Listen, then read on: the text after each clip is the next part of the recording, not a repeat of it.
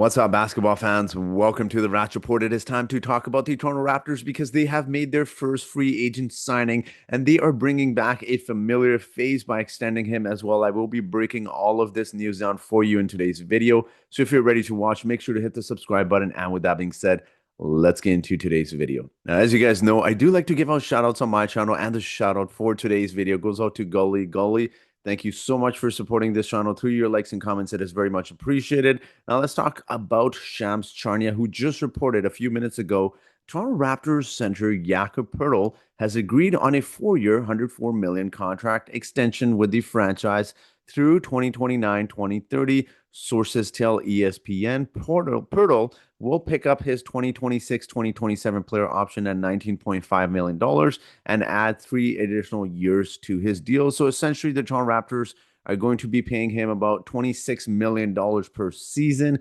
until his contract expires. But look, this is not a bad deal by any means because he was heading into not, I don't want to say his last season because he did have a player option after next season as well. But you don't really want to put yourself in a position like that. We've seen that with the Toronto Raptors where they were confident they can re-sign their free agents and then they lose Fred VanVleet, and they've lost a lot of free agents over the years. And you really don't want to play the game because if Jakob Poeltl goes out and has a great season, could he potentially be asking for more in the open market? Absolutely. So by extending him, is it a little bit of an overpay? I believe so. Look, ideally in an ideal world, probably around 22 million, $23 million is, what you'd ideally like to pay him for. But this allows essentially the Raptors to obviously not only extend him and have him for much longer, but if things go sideways with the Toronto Raptors in the next season or two, guess what they can do?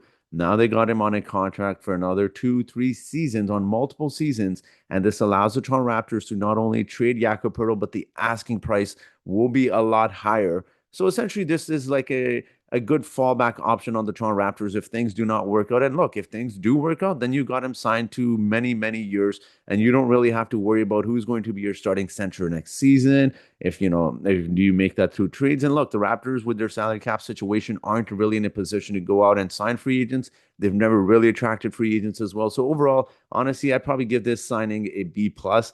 A decent signing, not the best, not the worst, but a pretty decent signing to say the least. Now let's talk about the Toronto Raptors' other signing because they got a backup center in the free agent market. Shams Charania announced a free agent forward/center Sandro Mamukelshvili. Yes, that's how you say his name. Has agreed to a 2-year, $5.5 million deal with the Toronto Raptors, plus a second-year player option. Sources tell ESPN. Honestly, not a bad deal considering how little that deal is. But I will give you my thoughts and grades after this. To quickly talk about Sandro Mamukelshvili, at first, like taking a look at his stats there, obviously he's played with the Spurs, he played with the Milwaukee Bucks, and that's where I first kind of noticed him just because his name really stands out. And he had a few good plays when the Raptors were facing Milwaukee many, many years ago when he was on that roster. So I took an interest in his name and I really figured out how to pronounce his name. And honestly, it just kind of rolls off your tongue. Let's be honest. Mamukelshvili. Like I tweeted this out, but imagine Jack Armstrong saying that. It's going to be interesting to have him on the roster. But he's 6'11", 240 pounds, only 26 years old there. And as you see, his last season with the Spurs averaged 6.3 points per game. Shot the free throws at a respectable rate, not a great rate, 74%, got 3.1 rebounds, not a huge passer there, only 0.8 assists. Doesn't really block shots, if I'm being honest. Like throughout his career, you take a look at his stats there, hasn't averaged more than 0.4 blocks per game. So he's not going to be a rim protector and also doesn't get you a lot of steals. Like he's never averaged more than half a steal a game. He does shoot the three-point ball, however. That's the most important thing. As you see with the Spurs last season, on limited attempts, 2.6 attempts per game, he shot 37.3% per game. Overall has a decent field goal percentage of 50%. So it's not like he's shooting, like 37%, 38%. There's nothing worse than having centers or big men that are shooting like 45, 40%, below 50%. That's not something you ideally want to see from your centers as well. But overall, they get a stretch big man that can hit his free throws. And as you see there a few seasons ago with the Spurs in 19 games, he did have his career high of 10 points per game, 6.8 rebounds, and he played 23.3 minutes per game, which was his highest. So look, if you give him minutes, obviously he can produce as well. But overall, I do want to talk about Mamukelshvili as well because there's more things to talk about besides his stats. So when you look at his advanced stats, this is, I think, where I'm not saying, look, I've always talked about the Raptors needing a backup center, and I don't have any issues with Mamu, given the price tag on his contract is not a ton. That's about what they really had to sign in free agency. They didn't have a ton of money. It's a decent contract, and I'd rather Mamu than some random G League player. The Toronto Raptors go in next season as their backup center. But overall, as you take a look at his stats here, he had a box plus minus of 2.3, but this is where my concern comes from with Mamu. Every single season in his NBA career, besides Milwaukee, again, 24 games there, he's had a negative defensive box plus minus. So he's never going to be a good defensive center. That's going to be my main concern. And look, I don't mean to sound negative on Mamu. I did like him as a role player, but having him as a backup center for a Toronto Raptors team, I do have my concerns with how he moves. His game actually reminds me a lot of Aaron Baines before the Raptors did sign him. He moves the same way. He's about the same size as well. And look, he's been a negative in pretty much his entire career in the NBA. And he's only 26 years old. And my concern with that is look at the teams he's playing with. He played with Victor Wembanyama, who, he's a great center. He can block shots. He's just a good defensive player that should impact everyone's box plus minuses, especially on the defensive side.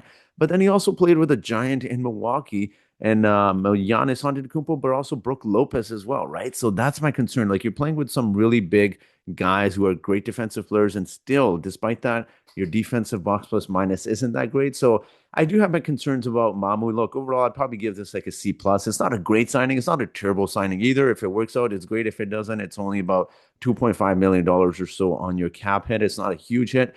And the only thing I don't like, I really wish the Raptors would negotiate a little bit better, especially in like being Mamu's situation. Why are you giving a player of his caliber a player option? It should be a team option, if anything. But look, it is what it is with Mamu. It's a decent signing. If he works out, it's great. If it doesn't, it doesn't hurt too much either. But overall, just having someone like Mamu here being able to stretch the floor, especially considering who's playing off of the bench, and Colin Murray Boyle's very likely, and then you have Jonathan Mogbo as well. So it could be interesting to kind of space the floor. And it would be more interesting even for a Toronto Raptors team because CMB we know is going to be a good defensive player.